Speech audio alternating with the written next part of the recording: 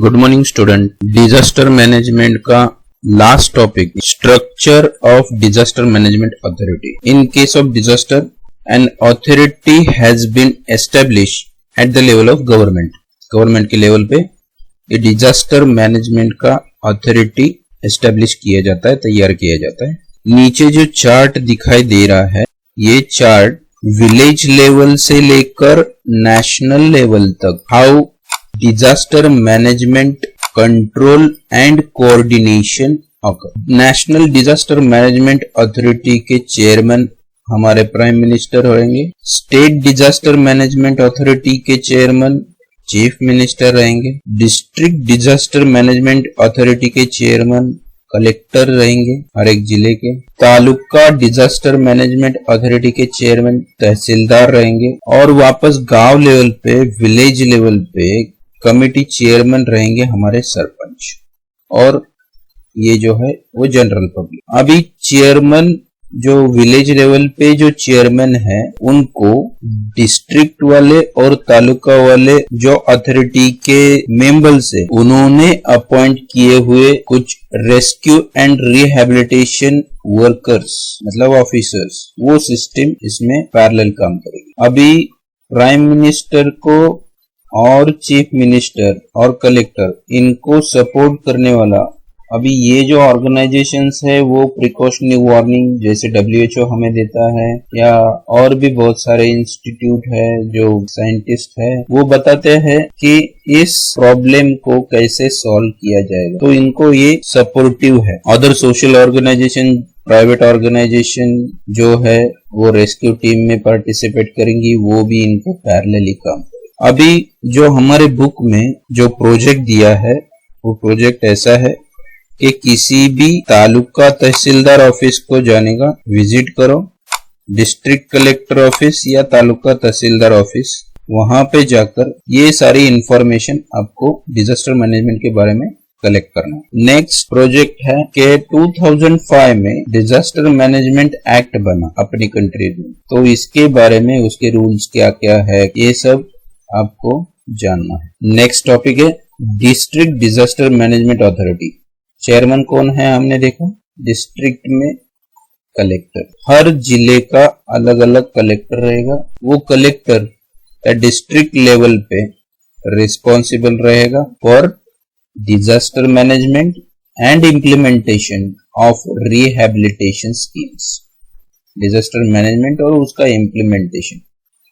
Collector is planning, coordinating and controlling the implementation of rehabilitation programs।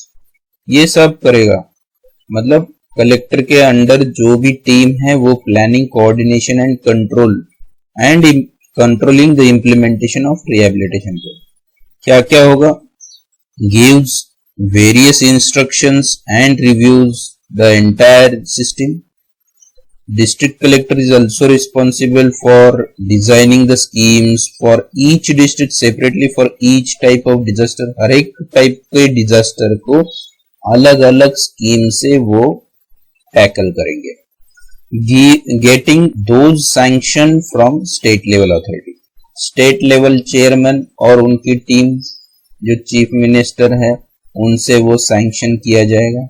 Next, district level disaster control unit। district level control unit is established immediately either after impact of disaster or getting intimation about it। intimation मिलते ही वो control unit पहले establish किया जाता है। अब ये क्या करेगा, it reviews about various aspects of disaster, keeps continuous contact with various agencies like Army, Air Force, Navy, Telecommunication Department, paramilitary forces for getting help। It is also responsible for coordinating the various voluntary organization for their help in disaster management। अभी इस basis पे project दिया है, find out more information about activities of international organizations that works for disaster management। There are so many international organizations।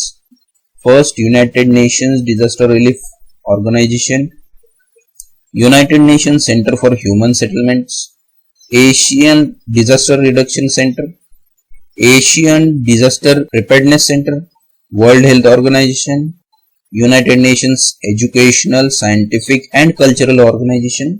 आप इसमें से कौन सा भी एक इंटरनेशनल ऑर्गेनाइजेशन के बारे में, उसके काम के बारे में आप जानकारी ले सकते। हु डज व्हाट, कौन क्या करता है। पहला, National Disaster Response Force has been established as per the disaster Management Act 2005। 2005 में जो डिजास्टर मैनेजमेंट एक्ट है उसके तहत ये एनडीआरएफ एस्टेब्लिश हो गया। Divisions of this force are working in army, army में इसके डिविजन्स काम कर रहे हैं। ओवरऑल 12 डिविजन्स है हमारी कंट्रीज में। हेडक्वार्टर दिल्ली में है। Headquarter is in action all over the country with the help of army, army की हेल्प से ये हेडक्वार्टर चल रहा है। ये उसका लोगो है। महाराष्ट्र में national Disaster Response force is in action through the state reserve police, SRPF. Personnel of this force have substantial contribution in rescue work in disasters like cyclones, cliff sliding, building collapse. ये सब बाकी के disasters में इनका सबसे ज्यादा contribution है। आप ये वेबसाइट पे भी जाकर देख सकते हैं कि इनका जो काम करने का रूल्स रेगुलेशन क्या क्या वर्क कर सकते हैं वो आप देख सकते हैं। Next, first aid and emergency action. What is first aid? Help given to sick or injured person until full medical treatment is available is called first aid. How can we offer first aid to the victim of any disaster? Number 1, move the person into shady, cool or air conditioner space. जहाँ पे अच्छी हवा आ रही है, धूप कम है, ठंडा place है, वहां पे उस बंदे को लेके जाओ। पहले क्वेश्चन समझ के ले लो। How can we offer first aid to victims of any disaster? किसी भी डिजास्टर का अफेक्टेड पर्सन, उसको हम फर्स्ट एड कैसे दे सकते हैं? पहला, उसको एक शेडी प्लेस पे जहाँ पे धूप कम है वहां पे लेके जाओ। धूप में होगा तो धूप से दूर लेके जाओ। ठंडी जगह पे लेके जाओ। हवा जहां पे ज्यादा आती है वहां पे ऐसे स्पेशियस जगह पे लेके आओ। Call for emergency medical help, medical help के लिए कॉल करो एम्बुलेंस को, या आपके नजदीकी अस्पताल का नंबर होगा तो उनको कॉल करो। Cover the person with damp sheet और spray cool water on his face, उसके बदन को या चेहरे को थोड़ा ठंडा रखने की कोशिश कर। Direct air on person with the fan और न्यूज़पेपर, उसको हवा देने से प्रॉब्लम नहीं आएगा तो वो सिक्योर फील करेगा। नेक्स्ट, हमने पिछले लेसन में टाइप्स ऑफ फर्स्ट एड देखा है। Use of this knowledge is useful for classmate और people around you facing any disaster और इंजुरीज देयरिन। हमने उसका इस्तेमाल कैसे करना है हमारे क्लासमेट्स को या हमारे आजू बाजू के लोगों को, वो भी हमने देखा है। सिंबल्स भी देखे थे। कुछ सिंबल ऐसे है जो हम डिजास्टर अवॉइड करने के लिए इस्तेमाल करते हैं। बहुत सारे सिंबल्स है और हम ये डेली बेसिस पे कभी ना कभी किधर ना किधर देखते रहते हैं। आप ये पिक्चर देख रहे हैं। नंबर 1 एक्सप्लोजिव, जो टैंकर जाते हैं उन पे ये लिखा रहता है। नंबर 2 है फ्लेमेबल गैस, उसी वैसे ही टैंकर्स पे गैस के जो टैंकर रहते हैं उसमें लिखा रहता है, उसके बाजू में या पीछे वाले पोर्शन में वो लिखा रहता है उधर फ्लेमेबल लिक्विड। ये पिक्चर्स आप देखेंगे, ये पिक्चर्स के अकॉर्डिंगली आपको उसका नाम, उसका कैरेक्टर्स वो पता चलेगा। तो ये पिक्चर सिंबल बहुत इंपॉर्टेंट है। आपको वो सिंबल दिखा, आप रुक जाओ, पहले उसको जान लो और फिर आगे की एक्टिविटीज आप उसके अगेंस्ट कर रहे हो या उसको उस अफेक्ट नहीं करेगा ऐसे कर रहे हो, तो आपको वो एक्टिविटी ना करने के लिए वो इंफॉर्मेशन दी जाती है। नेक्स्ट, बहुत सारे ऐसे सिंबल्स आपको दिखाई देंगे, ऐसे सिंबल्स आपको फाइंड आउट करना है और उसका मतलब बताना है। Next, such symbols are useful to avoid mishap or accidents. तो यहाँ पे 3 कंडीशन दिखाई दे रहे हैं, तो आपको ये बताना है कि पहला कंडीशन क्या है, दूसरा कंडीशन क्या है और तीसरा कंडीशन क्या है। Number 1। Number 2, which precaution would you take during those disaster. पहले डिजास्टर में आप कौन सी प्रिकॉशन लेंगे, दूसरे डिजास्टर में आप कौन सी प्रिकॉशन लेंगे और तीसरे डिजास्टर में आप कौन सी प्रिकॉशन लेंगे, ये आपको बताना है। हमारा तीसरा प्रोजेक्ट है find out other disasters from your surrounding. बाकी के डिजास्टर्स क्या क्या हो सकते हैं आपके सराउंडिंग में, और उनको मैनमेड डिजास्टर और नेचुरल डिजास्टर, ये 2 डिजास्टर में उसको क्लासिफाई करना है। क्या करना है, क्लासिफाई करना है। और वापस वो मैनमेड डिजास्टर और नेचुरल डिजास्टर में क्लासिफाई करने के बाद आपको बताना है कि आप उसके लिए कौन से प्रिकॉशंस लेने वाले हैं। वापस वही, ऊपर भी हमने प्रिकॉशन का दूसरा एक क्वेश्चन देखा था, यहां पे भी आपको क्लासिफाई करने के बाद उसके प्रिकॉशन क्या क्या ले सकते हैं वो देखना।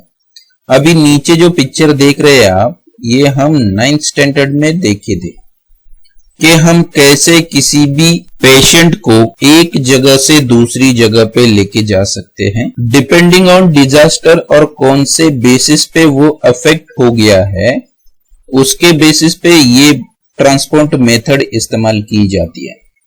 तो 10वीं के बुक में भी आपको वैसा एक प्रोजेक्ट दिया है कि give the reference of following pictures and explain the importance of each of those in disaster management. Her picture को एक्सप्लेन करो। ए क्या है, अभी जो ए है वो स्ट्रेचर है, आपको ये नीचे दिखाई देगा। तो स्ट्रेचर इधर दिया है, कहां कहां पे उसका इस्तेमाल होता है, कौन से कंडीशन में उसका इस्तेमाल होता है, यह आपको बताना है। और next, which are other such activities, और बाकी के एक्टिविटीज क्या है वो आपको बताना है। In emergency conditions, various transportation methods like cradle method, carrying on piggyback, carrying on 2 hands are followed। और भी बहुत कुछ इस पिक्चर में आपको दिखाई देंगे। ये 9th का पेज नंबर 106 है, आपको 9th के बुक में भी मिल जाएगा। पहले आपको ये ABCDEF, ये A से लेकर F तक कौन से मेथड्स है उसके नाम लिखो और उसका इंपॉर्टेंस लिखो। Next, those method depend on conditions of victim. Victim के कंडीशन पे डिपेंड करता है कि कौन सी मेथड उसको इस्तेमाल करना है। We face different type of major and minor disasters in our daily life. Various disasters like accident, stampede, injuries in fighting, electric shock, burns, epidemic और any type of disease happening in around the surrounding, heat shock, snake bite, dog bite, fire due to electric shock, short circuit, इस तरह के disasters आप daily life में किधर न किधर देखते रहते हो। तो ऐसे डिजास्टर में आप कौन सा मेथड इस्तेमाल करोगे ये आपको बताना है।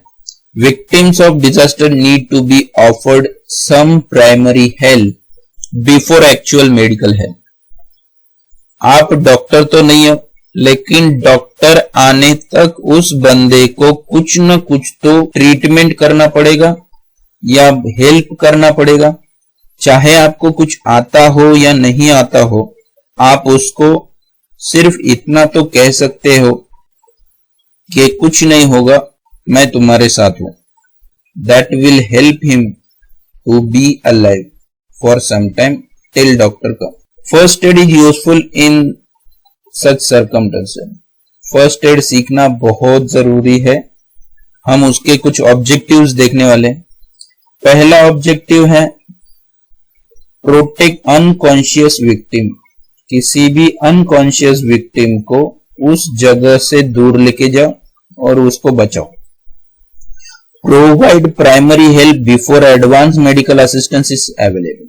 प्राइमरी हेल्प आप उसको दे सकते हो तीसरा है रिलीविंग द पेन्स, पेन को रिलीव करने के लिए, चाहे आप उसको आपके हिसाब से काम करो या तो फिर आपको कुछ नहीं आता हो तो आप सिर्फ उसके साथ अच्छी अच्छी बातें करो तो उसको रिलीफ मिलेगा, वो पेन से उसको रिलीफ मिलेगा।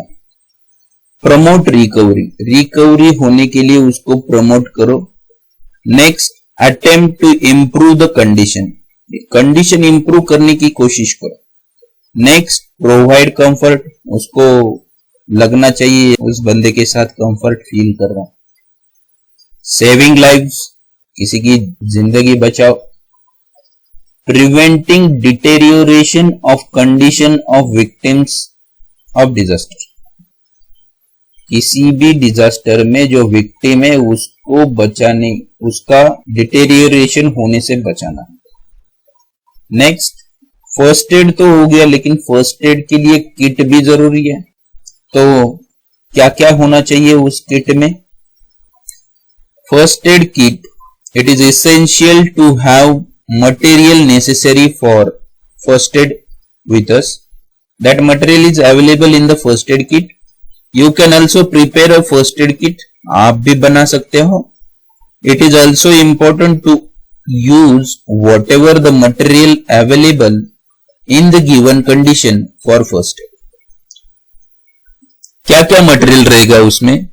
बैंडेजेस ऑफ डिफरेंट साइज, उसके strips, wound gauze, triangular and circular bandage, medicated count, cotton, hand gloves, clean and dry cloth का टुकड़ा, सोप, एंटीसेप्टिक, डेटॉल और कुछ सेफ्टी जो रहेगा वो एंटीसेप्टिक केमिकल रहेगा, डेटॉल की बोतल, safety pins, blade, small pin, needle, bandaid, torch, scissor, thermometer, petroleum jelly.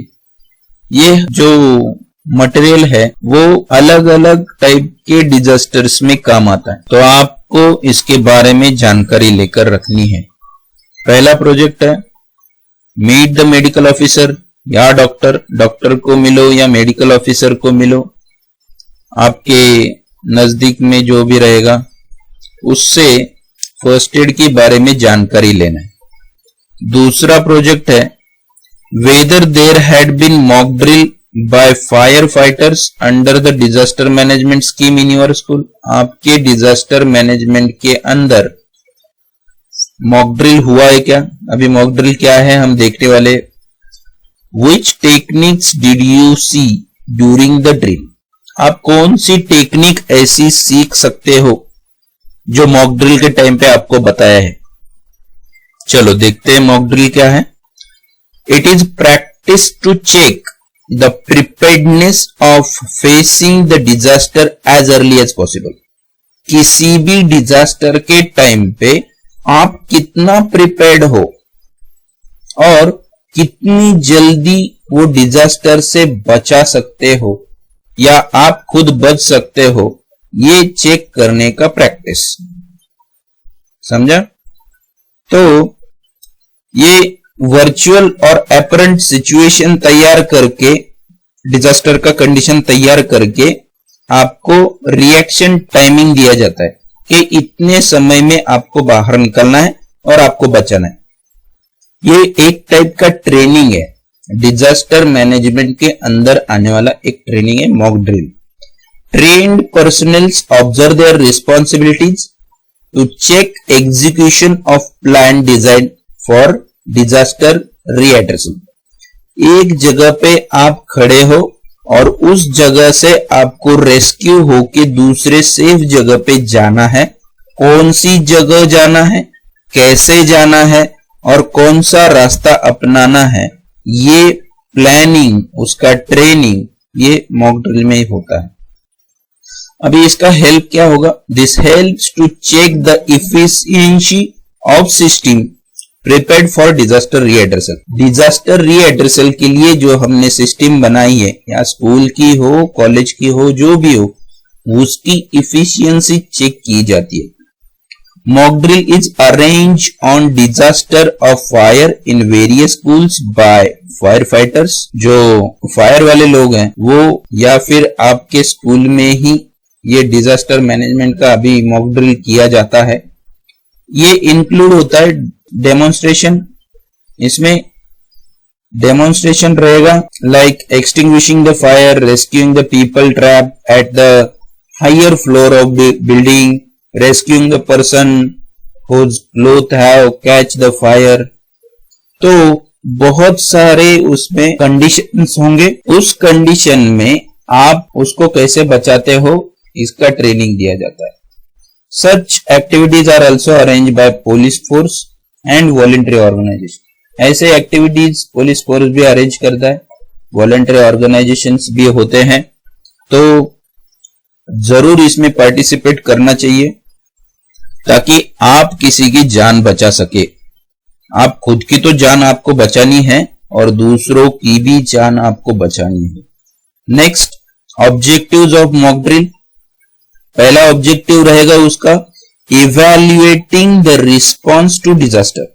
किसी भी डिजास्टर को एक पर्टिकुलर स्कूल कॉलेज कैसे उसको इवैल्यूएट करेगा, वो बच्चे कैसे इवैल्यूएट करेंगे, उसका ये मॉक ड्रिल पता लगाता है। Improving the coordination between various departments of disaster control. Coordination बढ़ाता है वो। मॉक ड्रिल से पता चलता है कि कौन सा डिपार्टमेंट लूज चल रहा है, कौन सा धीरे चल रहा है, कौन सा क्लास धीरे आ रहा है, कौन से बच्चे धीरे धीरे आ रहे हैं, उनको पता नहीं क्या। ये सब इंफॉर्मेशन एक बार पता लगती है तो उसमें इंप्रूवमेंट होती है। हमें पता चलता है कि मॉक ड्रिल में हम पीछे रह रहे, मतलब उस टाइम पे भी हम पीछे रह सकते हैं, तो हमें अलर्ट रहना पड़ेगा। ये सब इंप्रूवमेंट हो जाएगी। आइडेंटिफिकेशन ऑफ ओन एबिलिटीज, हमारी एबिलिटीज पता चलेगी कि हम क्या कर सकते। Improving the ability of quick response to the disaster, quick response की भी एबिलिटी बढ़ेगी। Checking the competency of the planned action, planned action की कॉम्पिटेंसी भी चेक हो जाएगी। Identifying the possible errors and risk, इसमें क्या क्या एरर्स रह गए, क्या क्या रिस्क रह गई है, तो वो आइडेंटिफाई करने में मदद हो जाएगी। Now project, watch the video clip on fire fighting mock drill on YouTube and send it to your friends and relatives. आप भी वैसे वीडियोस तैयार करके मुझे भेज सकते हो। Do not chaos and push each other while using staircase in school. अब स्कूल छूटता है या स्कूल भरने के टाइम पे जैसे ही गेट खोला, सब लोग केओस नहीं करना चाहिए, किसी को पुश नहीं करना चाहिए, ताकि कोई इंसिडेंस हो जाए। वो इंसिडेंस ना हो इसके लिए किसी को धक्का मत दो, केओस मत क्रिएट करो, गड़बड़ मत करो। Remind important helplines and use as per the needs. There are some numbers, police force 100 number है, fire fighting force 101, disaster control unit 108, ambulance 102। These are the numbers. आप रिमाइंड करते जाओ कि एम्बुलेंस का नंबर कितना है, डिजास्टर कंट्रोल यूनिट का number कितना है। Follow the traffic rules, traffic rule follow करना बहुत इंपॉर्टेंट है ताकि डिजास्टर ना हो। Look at the left and right while crossing the road, पहला। दूसरा, ensure that any vehicle is not passing by, कोई व्हीकल नजदीक नहीं आ रहा है, इसकी जानकारी ले लो। Do not touch any unclaimed object, do not spread rumours, किसी भी अनक्लेम्ड ऑब्जेक्ट को टच मत करो, जो पता नहीं है उसको टच मत करो। और रूमर्स मत फैलाओ। रूमर्स मतलब जो इंफॉर्मेशन आपको मालूम नहीं है वो इंफॉर्मेशन किसी को बताओ मत। आपको जो पता है, सर्टिफाइड है, आप ये सही इंफॉर्मेशन है, वही इंफॉर्मेशन आगे फॉरवर्ड करो या किसी को बताओ। Do not make chaos at the crowded place, किसी भी क्राउडेड प्लेस पे गड़बड़ मत करो। इस तरह से ये लेसन हमारा कंप्लीट हो गया है और अगला लेसन हम अगले वीडियो में देखेंगे। Thank you.